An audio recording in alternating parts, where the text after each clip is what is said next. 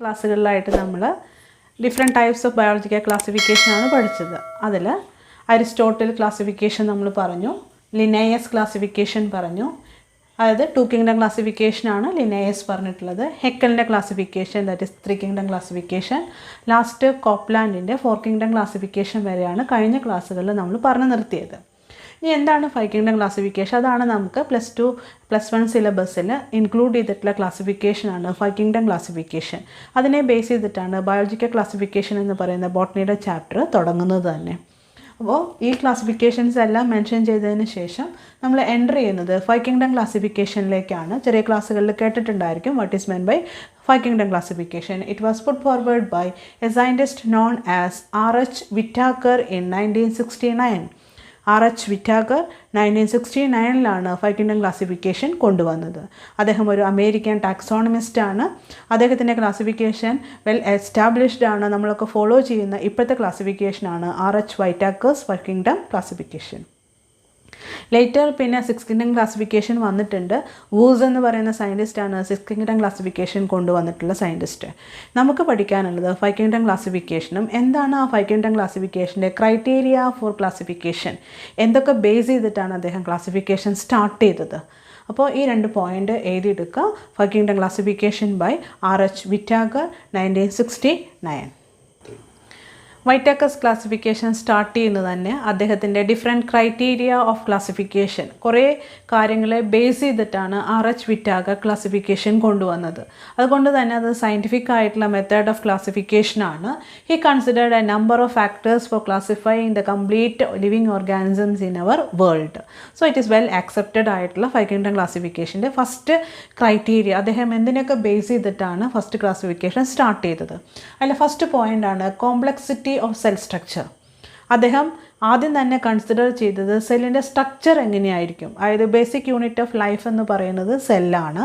ഓരോ living organism എവല്യൂഷൻ്റെ സമയത്ത് basic structure form ചെയ്തിട്ടാണ് അവ എവോൾവ് ചെയ്തിട്ട് ഹയർ ഓർഗാനിസമായിട്ട് മാറുന്നത്. അപ്പോൾ നമ്മൾ എപ്പോഴും കൺസിഡർ ചെയ്യുന്നത് ലോവർ ലെവൽ അല്ലെങ്കിൽ ബേസിക് ലെവൽ ഓഫ് ഓർഗനൈസേഷനാണ്. ആ ബേസിക് ലെവൽ ഓഫ് ഓർഗനൈസേഷൻ എന്ന് പറഞ്ഞു കഴിഞ്ഞാൽ ബേസിക് യൂണിറ്റ് ഓഫ് ലൈഫ് എന്ന് പറഞ്ഞു കഴിഞ്ഞാൽ സെല്ലാണ്.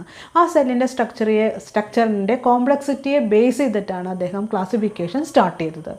കോംപ്ലക്സിറ്റി മീൻസ് അതിൻ്റെ ഉള്ളിലുള്ള nucleus. Nucleus is the controlling centre of the cell, എല്ലാവർക്കും അറിയാവുന്നതാണ്. അപ്പോൾ ന്യൂക്ലിയസിനെ ബേസ് ചെയ്തിട്ട് അദ്ദേഹം 2 ടൈപ്പ് ഓഫ് സെൽസ് ഉണ്ടെന്നുള്ളത് മനസ്സിലാക്കി. Prokaryotes and eukaryotes. എന്താണ് പ്രൊകാരിയോട്സ്? പ്രൊകാരിയോട്സ് ആർ ഓർഗാനിസംസ് അല്ലെങ്കിൽ cells without a definite nucleus. Cell മെംബ്രെയിനും അതുപോലെ തന്നെ മെംബ്രെയിൻ ബൗണ്ടഡ് ആയിട്ടുള്ള സെൽ ഓർഗനൽസോ അല്ലെങ്കിൽ മെംബ്രെയിൻ ബൗണ്ടഡ് ആയിട്ടുള്ള ന്യൂക്ലിയസോ ഒന്നും ഇല്ലാത്ത ഏറ്റവും സിംപ്ലസ്റ്റ് ഫോം ഓഫ് സെല്ലിന് പറയുന്ന പേരാണ് പ്രൊകാരിയോട്ട്. നെക്സ്റ്റ് ടൈപ്പ് കുറച്ചും കൂടി ഇവോൾവ് ചെയ്ത സെൽ സ്ട്രക്ചറിന് പറയുന്ന പേരാണ് eukaryotes. They possess a well defined nucleus. അതായത് ഡിഫൈൻഡ് ആയിട്ടുള്ള nucleus, nuclear membrane, genetic material എല്ലാം തന്നെ എൻക്ലോസ് ചെയ്തിട്ടാണ് ഇരിക്കുക. അതിന് മെംബ്രെയിൻ ബൗണ്ട് ആയിട്ടുള്ള സെൽ ഓർഗനൽസും ഉണ്ടായിരിക്കും. അപ്പോൾ first basis of criteria of classification by Whittaker is the cell complexity അല്ലെങ്കിൽ സെല്ലിൻ്റെ സ്ട്രക്ചറിൻ്റെ കോംപ്ലക്സിറ്റിയെ ബേസ് ചെയ്തിട്ടാണ് ഫസ്റ്റ് പോയിന്റ് പറയുന്നത്. സെക്കൻഡ് പോയിന്റ്, അതായത് രണ്ടാമത്തെ ബേസിസ് ഓഫ് ക്ലാസിഫിക്കേഷൻ അല്ലെങ്കിൽ second basis of criteria of classification complexity of cell organisation. സെല്ലിൻ്റെ സ്ട്രക്ചർ നമ്മൾ പറഞ്ഞു, പ്രൊകാരിയോട്സ് ആൻഡ് യൂകാരിയോട്സ്. അതുപോലെ തന്നെ സെല്ലിൻ്റെ ഓർഗനൈസേഷൻ ടിഷ്യൂ ലെവൽ ഓർഗനൈസേഷൻ ആണോ അല്ലെങ്കിൽ സിമ്പിൾ ആയിട്ടുള്ള ലെവൽ ഓഫ് ഓർഗനൈസേഷൻ ആണോ. ഓർഗാനിസം വിത്ത് സിംഗിൾ സെൽസും ഉണ്ടായിരിക്കാം, ഓർഗാനിസം വിത്ത് മെനി സെൽസും ഉണ്ടായിരിക്കാം. അപ്പോൾ അദ്ദേഹം ക്ലാസിഫൈ ചെയ്തപ്പോൾ യൂണിസെല്ലുലാർ ആയിട്ടുള്ള ഓർഗാനിസത്തിനെ എല്ലാം ഒരു ഗ്രൂപ്പിലും മൾട്ടി സെല്ലുലാർ ആയിട്ടുള്ള ഓർഗാനിസത്തിൻ്റെ ഡിഫറെൻറ്റ് ഗ്രൂപ്പിലും പ്ലേസ് ചെയ്യാനായിട്ട് അദ്ദേഹം മറന്നില്ല. സോ സെക്കൻഡ് പോയിൻ്റ് ആയിട്ട് you have to take down complexity of cell organisation, that is unicellular or multicellular. Organisms unicellular ആണോ അതോ മൾട്ടി സെല്ലുലാർ ആണോ എന്നുള്ളത് അദ്ദേഹം കറക്റ്റായിട്ട് കൺസിഡർ ചെയ്തതിന് ശേഷമാണ് ക്ലാസിഫിക്കേഷൻ നടത്തിയത്. ഇതെല്ലാം മറ്റുള്ള ക്ലാസിഫിക്കേഷനിൽ നിന്ന് അഡ്വാൻസ്ഡ് ആയിട്ടുള്ള ക്യാരക്ടറിസ്റ്റിക് ഫീച്ചേഴ്സാണ്, അഡ്വാൻറ്റേജസ് ആണ്. ഇതെല്ലാം മറ്റുള്ള ക്ലാസിഫിക്കേഷൻസിൻ്റെ ഡിസ്അഡ്വാൻറ്റേജസും കൂടിയാണ്. ഈ പോയിൻറ്റ്സ് ഒന്നും കൺസിഡർ ചെയ്യാതെ കണ്ടാണ് ബാക്കിയുള്ള സയൻറ്റിസ്റ്റുകളെല്ലാം തന്നെ ക്ലാസിഫിക്കേഷൻ നടത്തിയത്. Third point of classification, mode of nutrition. എല്ലാവർക്കും അറിയാവുന്നതാണ്. All the living organism required energy. Energy കിട്ടുന്നത് അവരുടെ ഫുഡിൽ നിന്നാണ്, അല്ലെങ്കിൽ അവ എടുക്കുന്ന ന്യൂട്രിയൻ്റ് ആയിട്ടുള്ള കോമ്പൗണ്ട്സിൽ നിന്നാണ്. In our nature there are different types of mode of nutrition present according to the life style of organisms അല്ലെങ്കിൽ structure of the organisms. The major classifications are autotrophic and heterotrophic. These two words are very familiar to you. Autotrophic means they can prepare their own food without depending other organisms. അവരുടെ ഉള്ളിൽ തന്നെ machineries ഉണ്ടായിരിക്കും. Prepare there food either natural resources വെച്ചിട്ടോ അല്ലെങ്കിൽ അവ വേറെ ഏതെങ്കിലും chemical components വെച്ചിട്ടോ അവയ്ക്ക് ഫുഡ് പ്രിപ്പയർ ചെയ്യാനായിട്ട് പറ്റും. അങ്ങനത്തേന് പറയുന്ന പേരാണ് ഫോട്ടോസിന്തറ്റിക് അല്ലെങ്കിൽ ഓട്ടോട്രോഫിക്. ഓട്ടോട്രോഫിക്കിൽ പലതരത്തിലുള്ള ഓട്ടോട്രോപ്സ് ഉണ്ടായിരിക്കും. ഫോട്ടോസിന്തറ്റിക് ആയിരിക്കാം, കീമോ ഓട്ടോട്രോപ്സ് ആയിരിക്കാം. That will discuss later. Anyway, autotrophic organisms can prepare their own food without depending upon the other organisms. അങ്ങനത്തെ കാറ്റഗറിയിലുള്ള ഓർഗാനിസത്തിനെ എല്ലാം അദ്ദേഹം ഒരു ഗ്രൂപ്പിൽ അറേഞ്ച് ചെയ്തു. Next one, heterotrophic mode of nutrition. എല്ലാവർക്കും അറിയാം, they are depends on other organism for their nourishment അല്ലെങ്കിൽ food materials. Based on the mode of nutrition in heterotrophic organism, they are again divided into 3. What are they? Parasites. They are depending upon other organism as a living on their body, inside or outside of a body of an organism as parasite. അതിനെ base ചെയ്തിട്ട് എക്ടോപാരസൈറ്റുകൾ ഉണ്ടായിരിക്കാം, എൻഡോപാരസൈറ്റുകൾ ഉണ്ടായിരിക്കാം. For example leech എന്ന് പറഞ്ഞു കഴിഞ്ഞാൽ അട്ട എന്ന് പറയുന്നത് ഒരു എക്ടോപാരസൈറ്റ് ആണ്, നമ്മുടെ ബോഡിയുടെ പുറത്ത് അറ്റാച്ച് ചെയ്തിട്ടാണ്.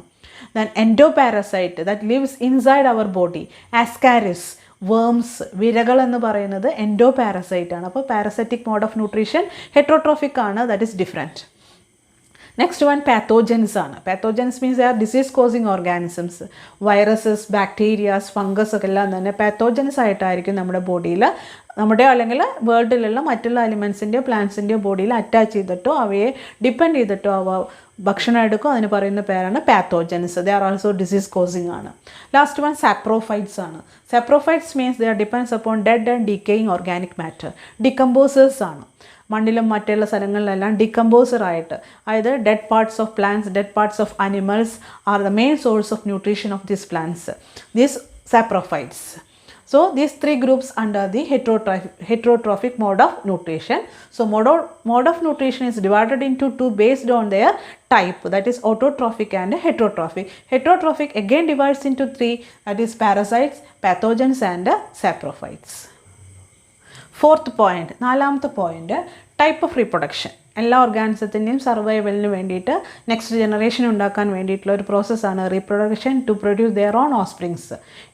In nature, there are 2 different types of basic reproductive methods, and that is asexual or sexual. He also considers these 2 processes for classifying the 5 kingdom classification. Asexual reproduction means there no need for gametes. Gametes inde avashyamilla. There is no need for 2 parents. Parents inde avashyamilla. Gamete inde production avashyamilla. Asexual type of reproduction is also known as vegetative type of reproduction.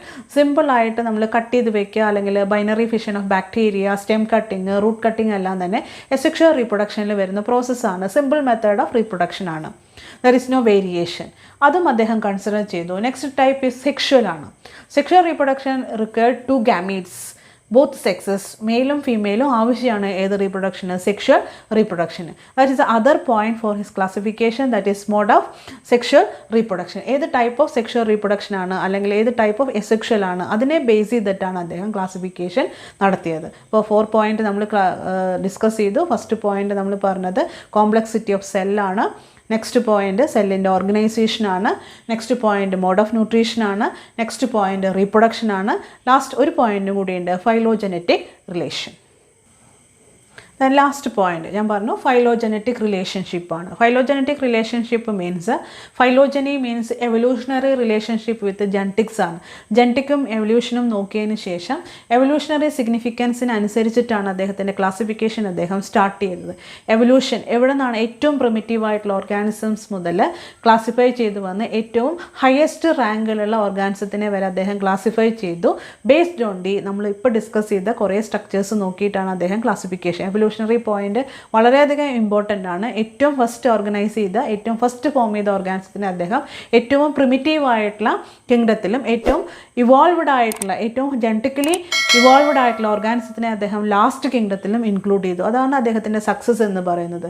So examination point of വ്യൂവിൽ ചോദിക്കുന്ന questions ആണ്, what are the different criteria four 5 kingdom classification by R.H. Whittaker. എല്ലാ ക്ലാസിഫിക്കേഷൻസും അദ്ദേഹത്തിൻ്റെ points എല്ലാം തന്നെ scientific ആയിരുന്നു.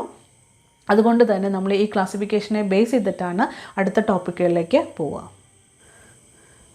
Next ക്ലാസ്സിൽ നമ്മൾ ആ 5 kingdomത്തിനെ കുറിച്ചിട്ട് ചർച്ച ചെയ്യുന്നതാണ്. അടുത്ത ക്ലാസ് വരെ നമുക്ക് എല്ലാവർക്കും ബൈ.